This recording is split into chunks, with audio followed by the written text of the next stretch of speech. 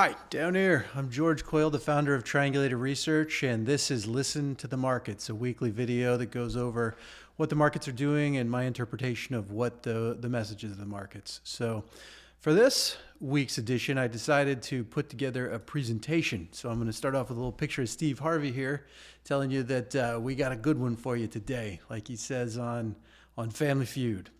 Okay, so last week we got another Federal Reserve meeting, and at the meeting they decided that growth and inflation, employment were such that they could keep interest rates unchanged. So there was no real activity there, but that kind of furthers the divide that's been occurring between Fed Chairman Jerome Powell and Donald Trump. Trump wants Powell to cut interest rates, and Powell does not think it's warranted. So they've had a bit of a public tiff. But that wasn't the big news, really. This week, the big news was, the end of last week was that Trump appointed Kevin Warsh to be the new chairman of the Federal Reserve. And this is pretty interesting because Trump has been very clear that he wants lower interest rates.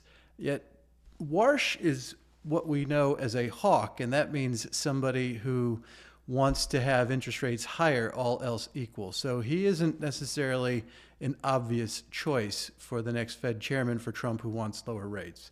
That said, Warsh's plan is a bit unclear. I've read a lot of different things. I think the headline is that he's a hawk, but when you read a bit deeper, he says a lot of different things. So it's not entirely clear what he's going to do.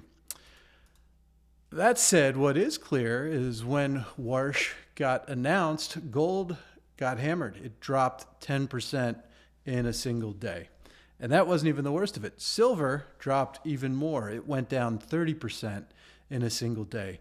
So the metals really got smashed, and that's being attributed to the announcement that Warsh would be the Fed chairman. Now, it's worth noting that these metals have gone up a lot, and what goes up fast comes down fast. But still, Warsh's announcement as Fed chairman, incoming Fed chairman, was really what caused these things to just get hammered.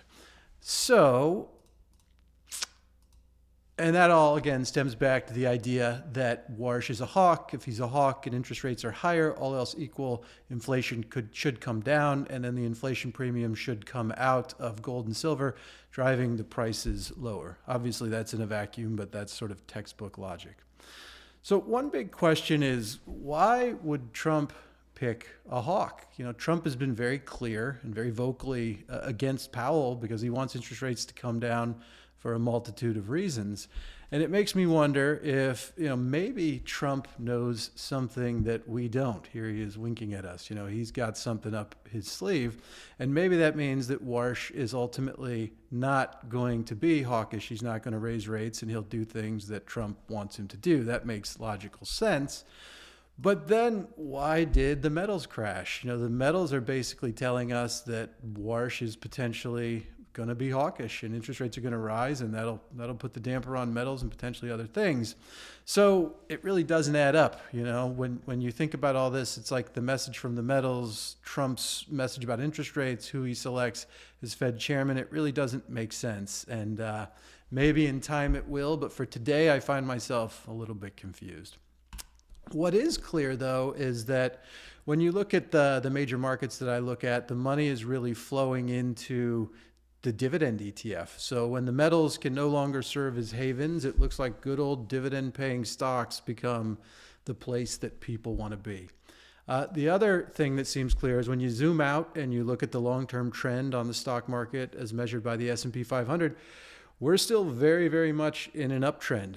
Things have gone a bit sideways for the past few months, but it's pretty clear if you post that chart on the wall, look at it from across the room, as Ed Skota sometimes says, that is an upward sloping trend. So ultimately, the trend in stocks remains up. Going forward, I think that all eyes are really going to be on Warsh to see what he does. And my guess is we're going to see all kinds of predictions and guesses, and it's going to be potentially volatility inducing and exhausting. That said, my concluding thoughts, I'm going to use two quotes, one from Martin Zweig, and he says that I've found that investors who rely on crystal balls frequently wind up with crushed glass. So Zweig's sentiment there on prediction is pretty much what all the great traders say. Like, nobody can predict the future, so who knows what Warsh is going to do. The other one comes from Richard Dennis, and he says, the trend is your friend. And as we just saw, the trend in stocks remains up. So unless or until things change, I intend to continue to follow the trend, and that's pretty much what I would tell other people to do as well. So that wraps it up for this week. I'll be back next week, maybe with a fancy presentation, maybe not, but thanks for watching.